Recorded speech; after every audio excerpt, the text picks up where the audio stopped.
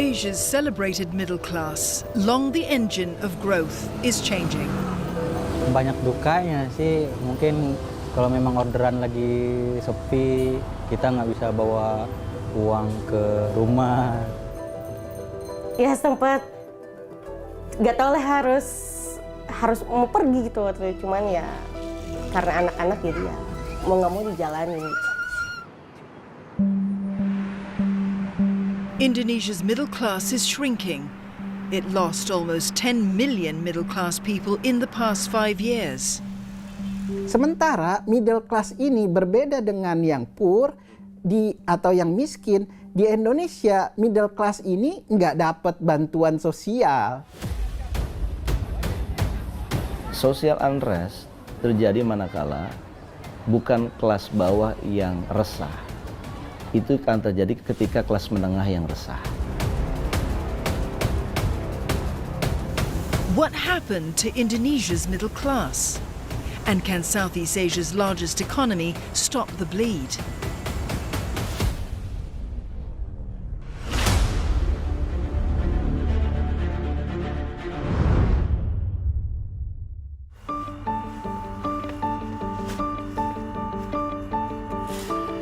Every morning, Medi Somarto leaves his house at around 9 a.m.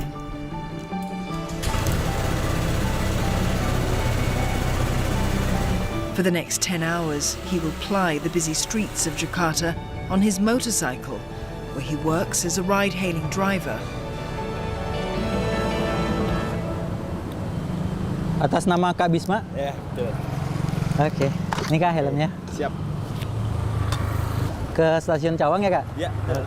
Iya. Udah lama, Mas, narik. Lumayan lama Mas, udah 2 tahunan sih. 2 tahunan. Iya. Oke, makasih Kak. Iya. For each trip, Medi is paid up to 25,000 rupiah, or around $1.50, depending on the distance. Medi never planned to become a ride-hailing motorcycle rider. He studied management at IPB University, one of the country's top institutes of higher learning. After graduating in 2019, he thought of becoming a civil servant, a career that would provide him with a steady income. Ya mungkin awalan gara-gara ya salah satunya minder juga ya. Dengan IPK yang saya punya itu tidak mencapai minimal IPK di setiap kementerian gitu atau CPNS gitu, karena IPK saya itu di bawah standar. So Medi worked as a telemarketer at a bank, and after that started a business with schoolmates. Tapi karena COVID, kita semua udah pilot gitu PT-nya. Jadi di pikiran saya di saat itu, ketika memang saya nggak ada kerjaan, gimana caranya saya menghasilkan penghasilan harian. Nah, dan nggak ribet juga untuk nggak ribet juga untuk masuknya. Jadi makanya saya daftar Grab di saat itu untuk menghasilkan penghasilan saya harian gitu. Medi lives in a rented room with his wife, a beautician. Jadi ini kontrakan saya. He earns around 4 million rupiah, or $245 a month. This means he belongs to the middle class group. Indonesia's Statistics Bureau defines the middle class as people who spend between 2.1 million and 10 million rupiah per capita per month. That's between 129 and $613. Yet this definition doesn't bring comfort to Medi. Tapi saya kalau misalnya kelas menengah, kalau disebut kelas menengah mungkin saya bisa-bisa aja, karena memang di pengeluaran saya per bulan termasuk memang kelas menengah ya. Kalaupun masuknya ke kelas ke bawah, Bisa jadi juga karena kan kita selama ini kalau memang kebutuhan nggak mencukupi. Still, 32-year-old Mehdi may be among the lucky ones. According to government statistics, in the last 6 years, more than 10 million people fell out of Indonesia's middle class. Indonesia's middle class shrank from almost 60 million in 2018 to 48.4 million people in 2024. Anis Biarwati is a member of Commission 11 of the House of Representatives. The Commission oversees national development and monetary affairs. Memang ini satu yang seharusnya kita prihatin gitu ya, karena kelas menengah ini kan salah satu yang paling menopang ekonomi Indonesia. Saya kira ini menjadi satu perhatian, jadi warning ya, untuk kita lebih memperhatikan bagaimana kebijakan-kebijakan yang ada, kelas menengah juga patut mendapatkan perhatian.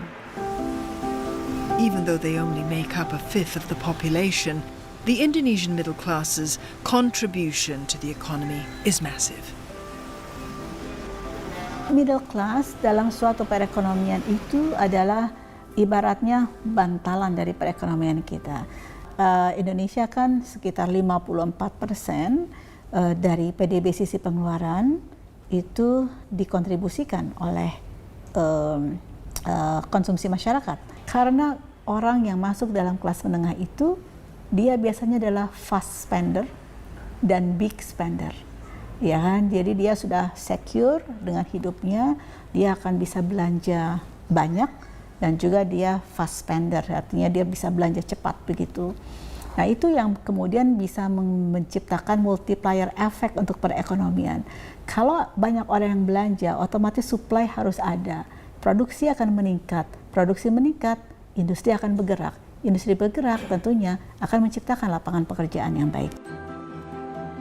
And so, the shrinking middle class in Indonesia raised alarm bells. What's more, those who remained in the middle class were spending less. A recent survey of middle-class workers by market intelligence firm Inventure found that almost half of the respondents said they experienced a decline in purchasing power. 85% of the respondents blamed rising prices of essential goods, such as food, energy, and transport. Nah, dari penerimaan pajak itu kan disumbang dari beberapa struktur masyarakat yang paling besar, lebih dari separuhnya, 50,7% pajak itu disumbang dari kelas menengah. For Mehdi and his wife, they're watching their spending. While they rent in the city, the couple has also bought a house 30 kilometers from Jakarta. Paying the mortgage is a financial burden. Mehdi also has to set aside money to pay for the monthly installments of his motorbike. Jadi untuk spare nabung, apalagi untuk ke orang tua pun nggak bisa. Padahal dalam hati saya ingin nabung dan ingin memberikan sesuatu lah setiap bulannya ke orang tua gitu. Ada niatan lah. Jadi sepintar-pintarnya kita lah nyari-nyari, mungkin kalau misalnya belanja nyari-nyari diskonan segala macam. Sampai baju dan kebutuhan sandang pun nggak kita peduliin. Maksudnya kalau baju memang benar-benar udah sobek ataupun udah robek sekalipun baru kita ganti gitu. But why is the middle class shrinking? After all, Indonesia's economy has rebounded after the pandemic, exceeding 5% growth in each of the last 3 years. Kita tetap tumbuh 5%. Itu kan sebenarnya secara standar internasional cukup baik. Tapi kenapa nggak bisa kontribusi pada penciptaan lapangan kerja yang informal? Permasalahannya adalah yang tumbuh adalah sektor-sektor yang capital intensif, seperti hilirisasi nikel itu. Itu kan dia butuh modal, sementara dia nggak terlalu membutuhkan tenaga kerja yang tinggi. Sementara sektor-sektor yang butuh tenaga kerja banyak, labor intensif seperti tekstil, footwear, alas kaki, sepatu, itu shrinking. Pertumbuhannya dan share-nya itu makin tahun itu makin rendah. Nah, kenapa dia jatuh? Ya karena salah kebijakan pemerintah. di satu sisi si middle class ini selain tadi lapangan kerjanya nggak ada, pemerintah juga menerapkan berbagai kebijakan yang menambah beban middle class ini. Yang pertama misalnya kenaikan BBM tahun 2015 saat Jokowi awal ataupun tahun 2022 akhir itu kan naik tinggi. Itu kan menambah beban.